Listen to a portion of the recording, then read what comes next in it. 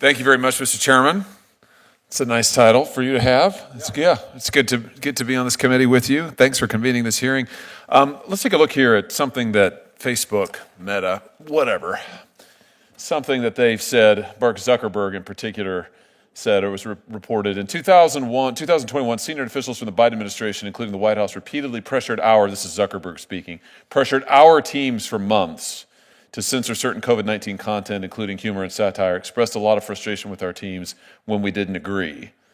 Ultimately, it was our decision whether or not to take the content down.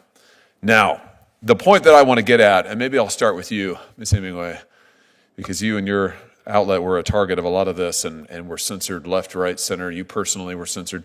Don't you think that Facebook needs to be held accountable for their role in all of this? I mean, so Facebook, Mark Zuckerberg says, gosh, they were so mean to us, the Biden people, they threatened us, and they did. Biden did.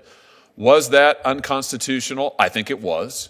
This is why that Supreme Court case that we've been talking about today, the Missouri case, is so significant.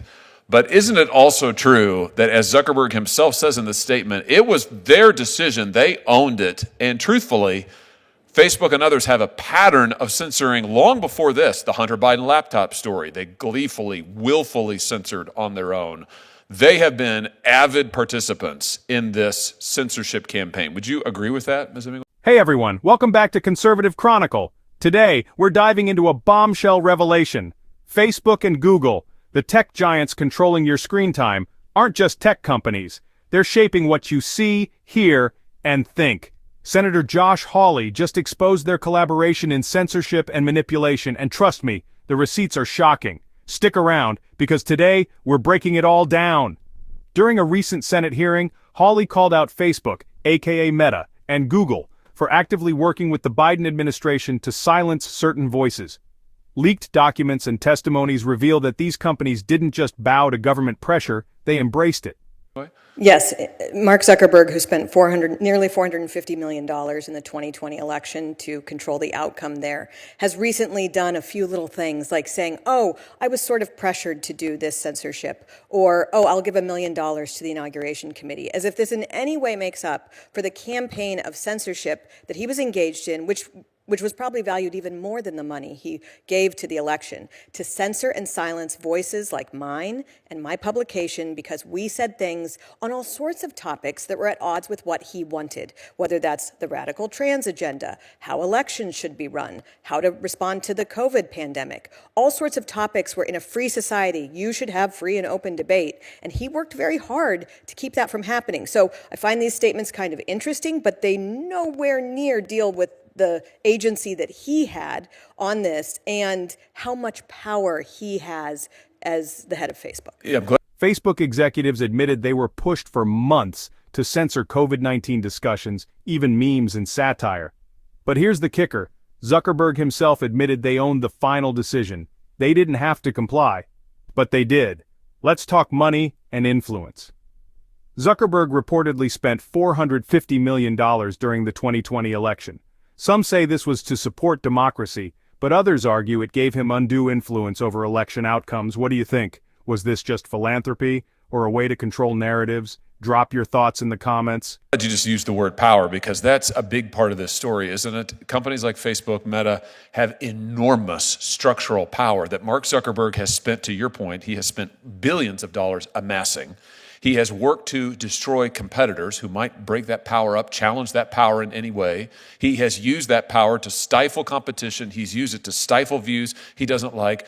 This is a textbook example of what happens when a monopoly that has a political agenda, in this case a very hard-edged political agenda for years, when they use that monopoly in order to try to control other competitors and also to try to control the information that flows to the American people. Do I have that right, do you think? Yes, and the political system itself, which had previously been so supportive of him, and the work that he did to silence, again, not just in the election sphere, but those journalistic voices that were countering his preferred policy objectives.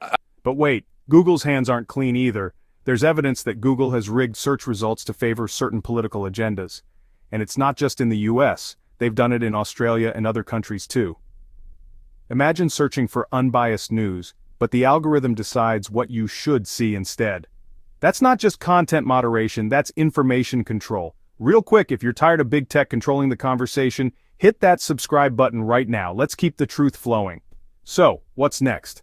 This is just terrific, and you are perfectly placed to talk about that and to bring this to light. I think it's so vital that we don't lose sight of the role that these massive companies, and there's just a few of them. I mean, it's Google, it's Meta, that the control that they have amassed and that they have used to try and dictate, frankly, what Americans can see. And we know in the case of Google, we've had testimony in this committee and subcommittees before, Google has rigged their search results to try and influence independent voters and try to sway elections for years, and not just in this country. They've done it in other countries. They've done it in Australia.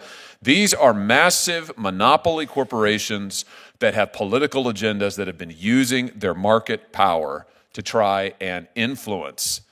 Actually, that's not strong enough to try and control outcomes in our political system. That is a problem. And I would just submit, until we deal with their power, this problem is going to persist. Thank you all for being here. Mr. Chairman, thank you for having this great hearing. Hawley says we need real consequences for tech monopolies. Some argue for breaking them up, others push for more transparency. But here's the real question. Do you trust big tech with this much power? Should we hold them accountable? Let me know in the comments. At the end of the day, this isn't about left versus right, it's about who controls the flow of information. If tech giants can censor, manipulate, and influence elections, where does that leave free speech? It's time for a serious conversation. If you found this video eye-opening, don't forget to like, subscribe, and share. The more people who know the truth, the better. See you in the next one.